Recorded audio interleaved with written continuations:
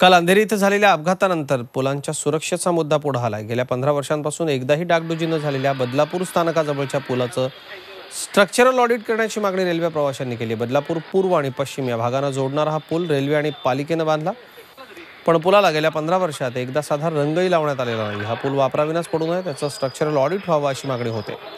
या पुलाच्या पायऱ्या आणि त्यावरच्या फरशा निखळल्यात। पुलावरती रात्री गर्दुल्ले बसतात, त्यामुळे नागरिक इथं फिरकतही नाहीत। गेले 15 वर्षापूर्वी हा पादचारी पूल बांधण्यात आला होता।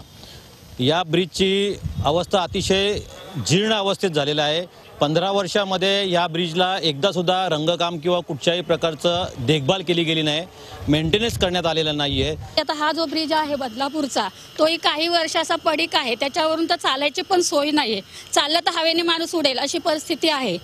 प्लस त्याच्या खालती जो हा प्लॅटफॉर्म 1 नंबरचा जो बोगदा आहे, त्याच्यातून लोक जातात, म्हातारे म्हणा किंवा आमच्यासारखे तर ठीक आहे, म्हाताऱ्या बायकांचं काय, कधी समजा कोसळला तर पटकन माणसं मारायची भीती आहे। देखभाल काय केली जात नाही ते तुम्ही बघितलं स्वतः की गंजलेलं आहे। त्या सगळ्या ज्या लाद्या आहेत खालच्या लावल्या त्या सगळ्या तुटलेल्या आहेत। देखभाल गेल्या 15-16 वर्षात एकदाही त्याला कलर पण मारलेला नाही, म्हणजे पूर्ण दुर्लक्ष आहे।